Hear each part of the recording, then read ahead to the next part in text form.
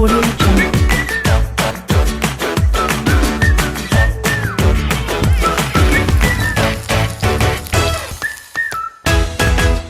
Audio.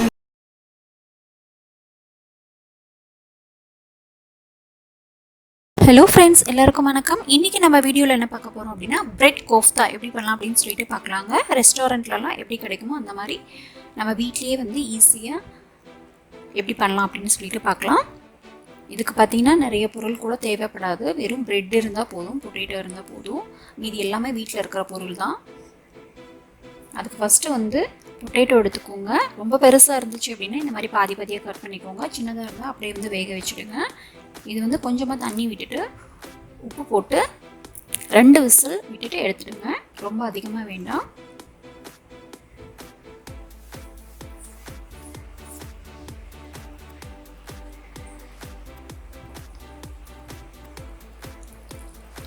இது 2 whistle வரட்டும். அதுக்குள்ளே வந்து பிரெட் எடுத்துக்கோங்க. நான் வந்து இங்கே 6 ஸ்லைஸ் எடுத்திருக்கேன். இது வந்து இந்த பிளாக் பார்ட்ஸ் எல்லாமே வந்து கட் பண்ணி எடுத்துடலாம். ஒயிட் மட்டும் எடுத்துக்கோங்க. அதை வந்து ஒரு மிக்ஸி ஜாரில் போட்டுக்கோங்க, பாதி பாதியாக கட் பண்ணி.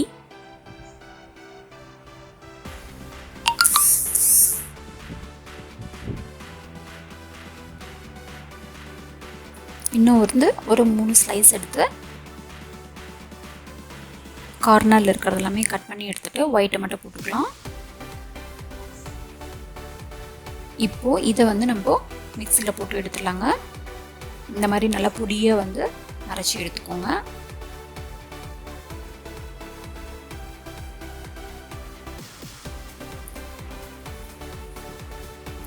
இப்போ நமக்கு பொட்டேட்டோ வெந்துடுச்சு. தோலெல்லாம் எடுத்துட்டு நம்ம அதை வந்து நல்லா ஸ்மாஷ் பண்ணிக்கலாம்.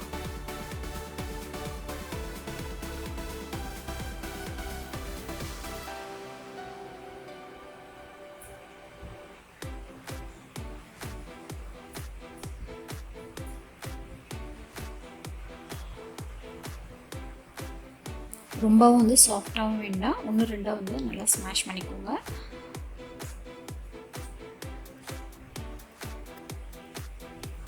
இதை எடுத்து நம்ம அந்த பிரெட்லேயே போட்டுடலாம். இதில் வந்து காரத்துக்கு சில்லி பவுடர் ஒரு டேபிள் ஸ்பூன் போட்டுக்கோங்க. சில்லி பவுடர்னால் மிளகா பொடினா 2 டேபிள் ஸ்பூன் போட்டுக்கோங்க. அதுக்கப்புறம் தேவையான அளவு உப்பு போட்டுக்கோங்க.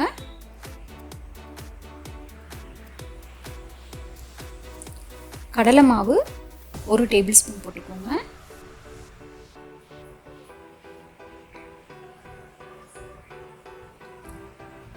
அதுக்கப்புறம் தயிர் ஒரு 2 டேபிள் ஸ்பூன் போட்டுக்கோங்க. இது கூட ஒரு பெரிய வெங்காயம் நல்லா பொடியாக வந்து கட் பண்ணி போட்டுக்கோங்க. இப்போ இதெல்லாமே வந்து கையிலேயே நல்லா மிக்ஸ் பண்ணிக்கலாம். தண்ணியெல்லாம் எதுவுமே ஊற்ற வேண்டாம். நமக்கு அந்த வெங்காயம் பொட்டேட்டோ அதுலேயே வந்து தண்ணி வரும், அதையே வச்சு மிக்ஸ் பண்ணிக்கோங்க.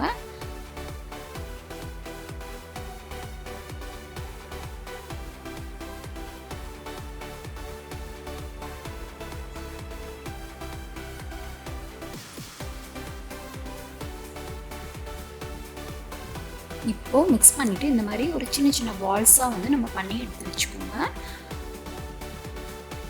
இந்த சைஸில் ஒரு சின்ன லெமன் சைஸில் வந்து பால் பண்ணி எடுத்து வச்சுக்கோங்க.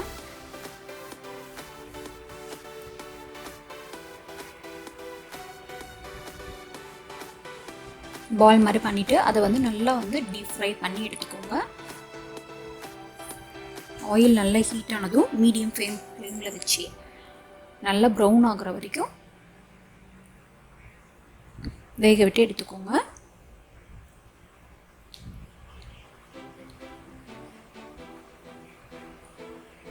ரொம்ப ஹையில் வைக்க வேண்டாம், மீடியம் ஃப்ளேம்லேயே இருக்கட்டும். உள்ளெல்லாம் நல்லா வந்து வேகணும்.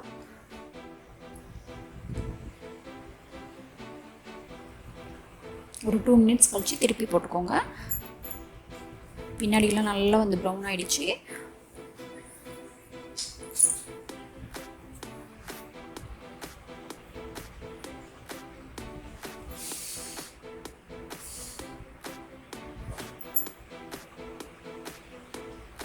இப்போ பாருங்கள் நல்லா வந்து ப்ரௌன் ஆகிடுச்சு. நம்ம திருப்பி போட்டுக்கலாம்.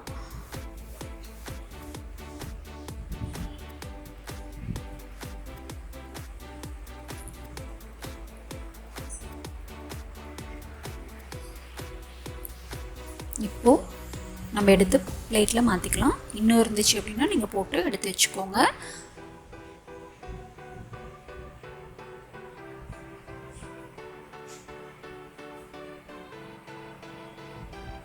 இப்போது நம்ம கோஃப்தா பண்ண ஆரம்பிச்சுக்கலாம். அதுக்கு வந்து ஒரு பேனில் ஒரு 2 டேபிள் ஸ்பூன் அளவுக்கு நெய் இல்லைன்னா எண்ணெய் விட்டுக்கோங்க.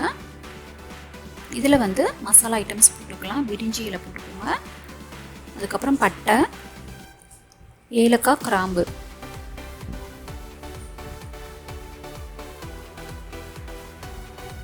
அதுக்கப்புறம் சீரகம் ஒரு 1/2 டேபிள் ஸ்பூன் போட்டுக்கோங்க.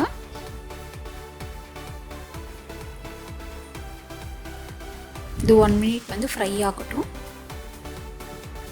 இப்போ இதில் வந்து ஆனியன் பேஸ்ட் போட்டுக்கோங்க.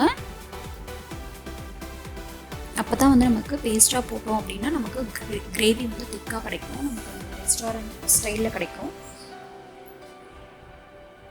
நான் வந்து ஒரு 3 பெரிய சைஸ் ஆனியன் வந்து எடுத்திருக்கேன். அது வந்து நல்லா மிக்சியில் போட்டு அரைச்சிட்டேன்.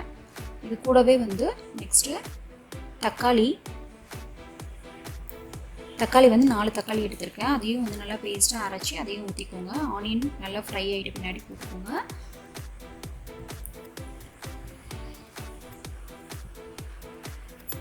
தக்காளி போட்டுட்டு இதுக்கு தேவையான அளவு உப்பு போட்டுக்கலாம். அதுக்கப்புறம் சீரகப்பொடி ஒரு 1/2 டேபிள் ஸ்பூன் போட்டுக்கோங்க. கரம் மசாலா 1/4 டேபிள் ஸ்பூன் போட்டுக்கோங்க. சில்லி பவுடர் 2 டேபிள் ஸ்பூன் போட்டுக்கோங்க.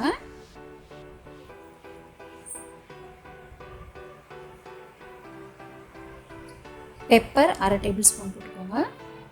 மஞ்சத்தூள் 1/4 டேபிள் ஸ்பூன் போட்டுக்கோங்க. மசாலாலாம் போட்டுட்டு நல்லா மிக்ஸ் பண்ணிக்கோங்க. இந்த மசாலா ஸ்மெல் எல்லாம் போகட்டும். இது வரைக்கும் வெயிட் பண்ணலாம்.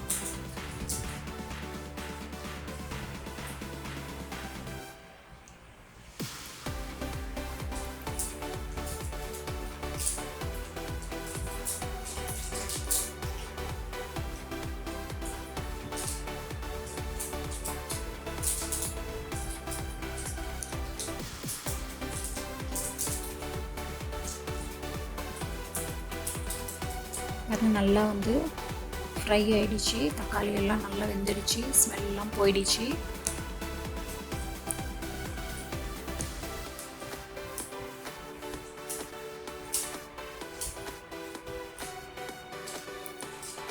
தக்காளி ஸ்மெல்லு, மசாலா ஸ்மெல்லாம் போனதுக்கப்புறமா நம்ம ஃப்ரை பண்ணி வச்சுருக்க அந்த பிரெட் பால்ஸை வந்து நம்ம போட்டுக்கலாம்.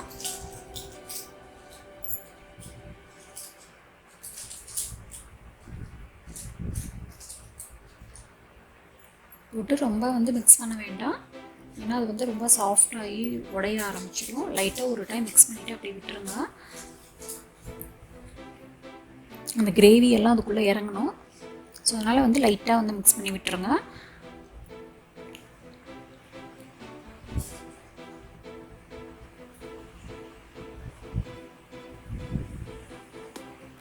இதில் வந்து லாஸ்ட்டாக வந்து ஃப்ரெஷ் க்ரீம் வந்து ஒரு 2 டேபிள் ஸ்பூன் போட்டுக்கோங்க.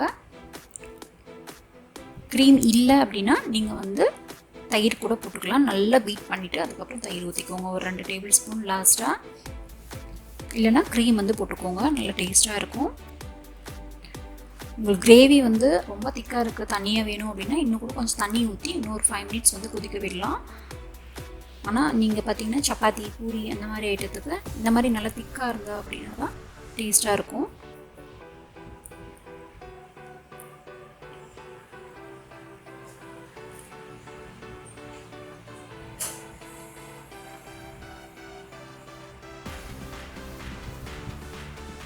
ஒரு 2 மினிட்ஸ் அப்படியே இருக்கட்டும். லாஸ்ட்டாக வந்து கொத்தமல்லி போட்டுக்கலாம்.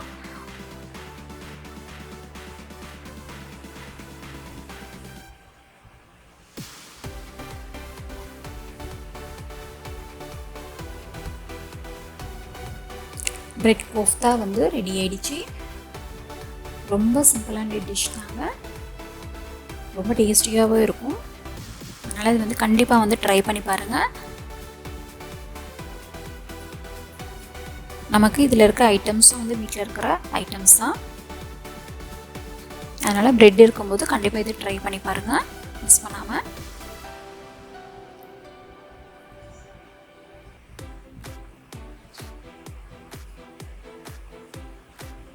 ட்ரை பண்ணிவிட்டு மறக்காமல் கமெண்ட் பண்ணுங்கள். இந்த வீடியோ உங்களுக்கு பிடிச்சிருந்தது அப்படின்னா லைக் பண்ணுங்கள், ஷேர் பண்ணுங்கள், மறக்காமல் சப்ஸ்கிரைப் பண்ணுங்கள்.